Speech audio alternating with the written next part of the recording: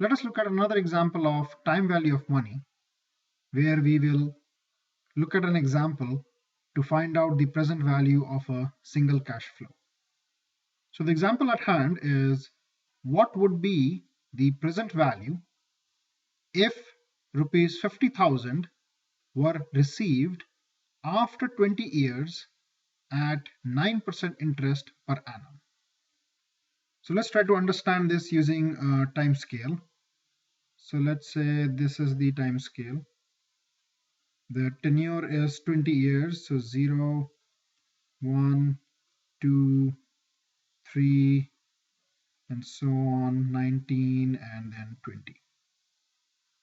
The rate of interest is 9% per annum, and that is constant for each year.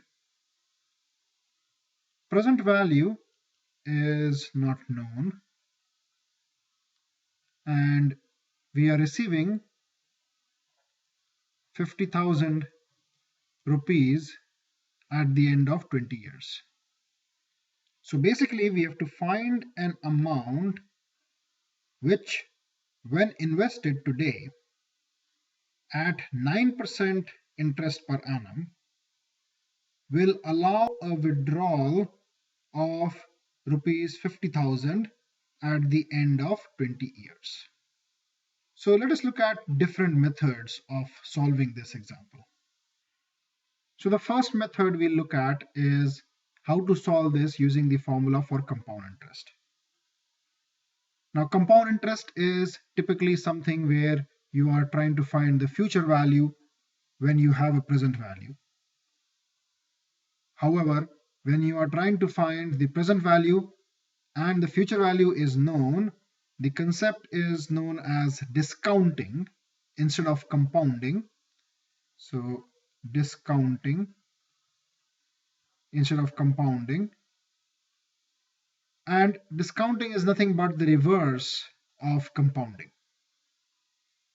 Now the formula for compound interest is A is equal to P into bracket 1 plus R by 100 to the power N. A is the amount received at the end of the tenure. P is the principal amount which is invested at the beginning of the tenure. R is the rate of interest per compounding period, and N is the number of compounding periods. Now this can also be written as future value is equal to present value into 1 plus I is equal to R by 100 to the power N. However, here we are trying to find the present value. So let's bring present value on one side. So present value is equal to future value, and when this portion goes here, it comes in the denominator, divided by 1 plus I to the power N. Now let's plug in these values. So present value is equal to 50,000 divided by 1 plus I, and I is R by 100, so 9 divided by 100, which becomes 0.09 to the power N, and N is 20. So 50,000 divided by 1.09 raised to the power of 20. So let me pull my calculator here. So 1.09 and then to the power of 20, so x to the power of y 20, and this is in the denominator, so we'll do 1 by x multiplied by 50,000. So this is equal to 8921.54 rupees. So basically, if you invest 8,921 rupees and 54 paise today in a bank which gives you 9% interest per annum, and you keep it there for 20 years, At the end of 20 years, you will get an amount of 50,000 rupees. Now let's look at another method of solving this. So the second method is to use the present value factor of a lump sum. So let's understand this concept. So the formula that we used in the first method is present value is equal to future value divided by 1 plus I to the power n. Now if we can rewrite this formula as fv into 1 divided by 1 plus I to the power n, then we can take this portion and create a table with the values of this portion for different combinations of I and n. Now this portion can also be called as the present value when the future value is equal to 1 rupee. It can be rupee or dollar or anything. So this portion is known as the present value factor, or PVF in short. And then once we have the value of PVF, that is, we have the present value of 1 rupee at I and n, then we can multiply the PVF with the future value and we can get the present value that we need. So some standards have been established for the PVF values in the form of tables. So let's look at one such table. So this is the present value factor chart of a lump sum of rupee 1. So you can see the percents here, which is nothing but the value of I, and you can see the periods here, which is nothing but the value of n. So in our case, I is 9 and n is 20. So this is 20. So we have to look at the value at the intersection of these two numbers, which is this one here. So basically what this means is that if the future value is rupee 1, which you are getting after 20 years at 9% interest per annum, then basically you have invested an amount of 0.1784 rupees.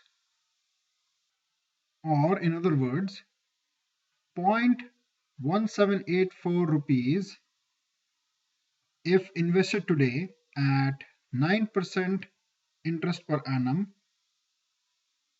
will allow a withdrawal of rupee 1 at the end of 20 years.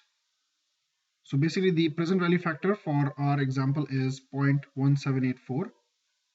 Now let's use this to find the present value in our example. So basically this formula is future value into PVF, and this present value factor is nothing but 0.1784, and to this we have to multiply the future value, which is 50,000. So let me pull my calculator.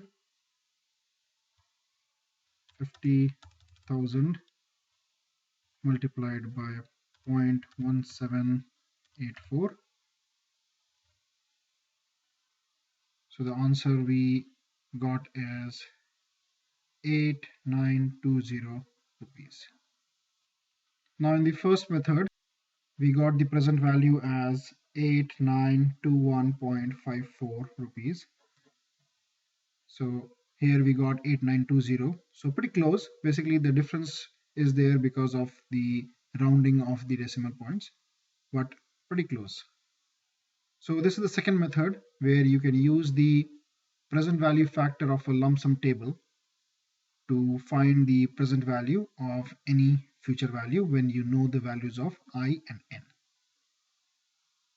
Now let us look at another method, which is method 3, where we'll see how to find the present value using a financial calculator.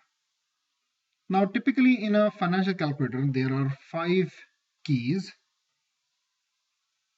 which are useful to find solution to the time value of money problems. The first one is N, which represents the number of periods. The next is I, which represents the interest rate per period.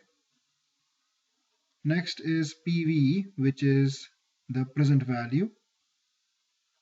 Next is PMT, which is basically payment. This key is used only if the cash flow involves a series of equal or constant payments, for example, annuities. And if there is no periodic payment, then we can put PMT as 0.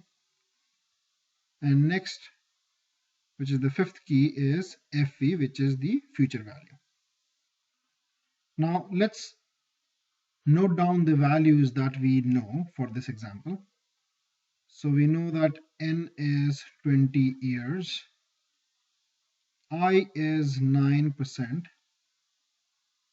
present value is to be found out, payment is 0 because this is not an example where we have annuities involved, and future value is 50,000 rupees, and this is positive because we are getting the amount at the end of the tenure.